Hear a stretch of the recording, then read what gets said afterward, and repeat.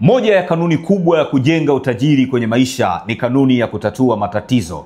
The law of problem solving. Kanuni inasema kwamba pesa ni matokeo ya matatizo unayotatua. Ukitatua matatizo kidogo, utapata pesa kidogo. Unapotatua matatizo makubwa, utapata pesa nyingi. Na ukitatua matatizo ambayo yanawakumba watu wengi katika jamii, watu wengi watakupa pesa nyingi. Kutokana na kanuni ya kutatua matatizo inasema kwamba kama unataka pesa nyingi, tatua matatizo ambayo watu wengi hawawezi kuyatatua. Unapofanya jambo ambalo watu wengi wana uwezo wa kulifanya katika jamii, nafasi ya kutengeneza pesa inakuwa ndogo sana. Na hii ndio sababu ya kwa nini mwalimu analipwa zaidi kuliko mfanya usafi, kwa sababu watu wengi wanaweza kuwa wafanya usafi, lakini ni wachache wanaweza kuwa walimu. Na hii ndio sababu ya kwa nini daktari analipwa zaidi kuliko mwalimu, kwa sababu walimu wako wengi katika jamii. Na hii ndio sababu ya kwa nini rubani analipwa zaidi kuliko daktari, kwa sababu marubani wako wachache na madaktari wako wengi katika jamii. Unapofanya jambo ambalo watu wengi wana uwezo wa kufanya, nafasi ya kutengeneza pesa inakuwa ndogo sana. Na ndio maana unapofanya mambo magumu,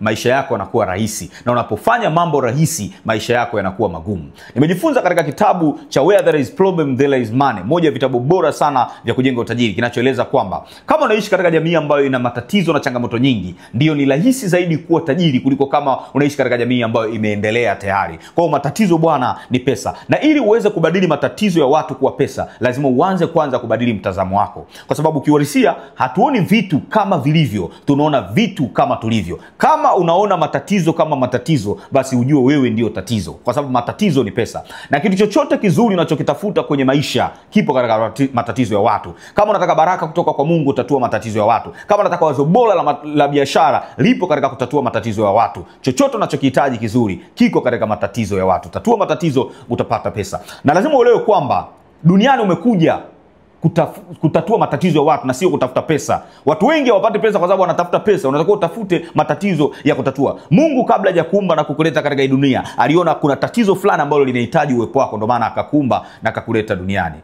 Unahitaji kujua kusudi la maisha yako, unahitaji kujua tatizo ambalo Mungu alikuleta duniani kulitatua. Mark Twain, mmoja wa wanafalsafa wakubwa duniani, aliwahi kusema kuna siku mbili muhimu zaidi katika maisha.